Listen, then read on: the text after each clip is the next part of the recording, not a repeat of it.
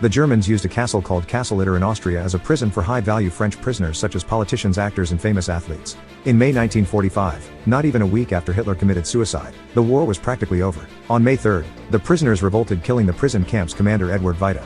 The surprised Germans were ordered to regroup outside the castle to retake it by force. An imprisoned cook leapt the wall and rode a bicycle 10 kilometers, meeting up with Joseph Gangl, a Wehrmacht officer who deserted the German army along with his men. They would join up with the U.S. 23rd Tank Battalion led by Captain John Lee Jr.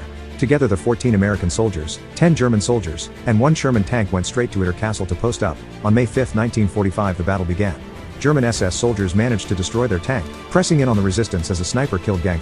As the resistance was running low on ammo, a famous tennis player John Borotra jumped the castle wall, returning with the 142nd U.S. Infantry Regiment to swiftly annihilate the SS troops and liberate the French prisoners. 3 days later on May 8 Germany signed an unconditional surrender. General Patton would write in his memoirs that in 1917 when George S. Patton, before he was the famed general, was stationed in France, the mayor of the city of Bourges approached him in tears asking why Patton had not mentioned the fallen soldier that was buried in the village. Patton was confused, he did not know of any casualties at that time. The mayor insisted to take Patton and show him the grave.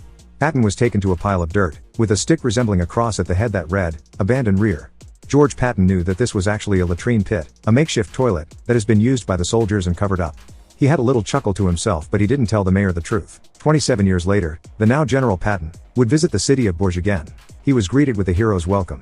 It was then that he discovered that the grave of the brave hero Abandoned Rear was still being respectfully and properly maintained by the French.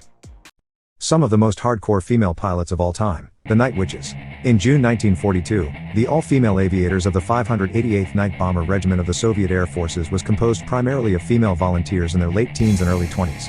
Their task was to harass the German front lines at night, under the cover of darkness and especially in bad weather in obsolete biplanes. They would approach their target and idle their engines as they glided down to drop bombs on the Germans. Then they would fire up their engines and scramble back to base. And they were very good at it. The horrified Germans likened the sound of their gliding planes to broomsticks and began to call them the Night Witches. They ran nearly 24,000 missions and proved that handing planes to a bunch of women wasn't a waste of military resources after all.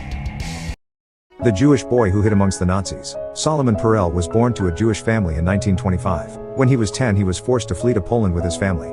2 years later, his parents went to a ghetto and he wound up in an orphanage where he learned Russian. When Hitler broke the German-Soviet non-aggression pact in 1941 he was captured, destroying his Jewish papers and under a false name. He claimed to actually be of German origin and that he had lost his papers proving so. The Germans believed him and he was inducted into the Wehrmacht where he was popular among his peers. But the secret he kept made him feel lonely. He was afraid of group showers because he was circumcised, and if anybody saw, it could very quickly get him killed. In 1942 he was sent to the Hitler Youth Boarding School as a student where he was shown awful caricatures of his fellow Jews and indoctrinated in the pure Aryan way of life. By June 1944 the inevitable outcome of the war was obvious. Solomon, now a deployed platoon leader, would be captured and spared by American forces due to his young age of 19. After the war was over he was free to go back to his real name, later publishing a book about his experiences, and that would be turned into a movie called Europa Europa. He died February 2, 2023. On August 12, 1943, in the midst of World War II, a fleet consisting of the USS Iowa, 2 escort carriers, and 3 destroyers are en route to the Tehran Conference where President Franklin D. Roosevelt would meet with Winston Churchill and Joseph Stalin. The USS Iowa, the largest and slowest of the ships, was in command. Fleet Admiral Ernest Joseph King gave the order to conduct combat drill training with the Iowa as the pretend target. It launched large weather balloons over itself which the crew of the Iowa promptly destroyed with its anti-aircraft guns. Phase 2 was a torpedo assault.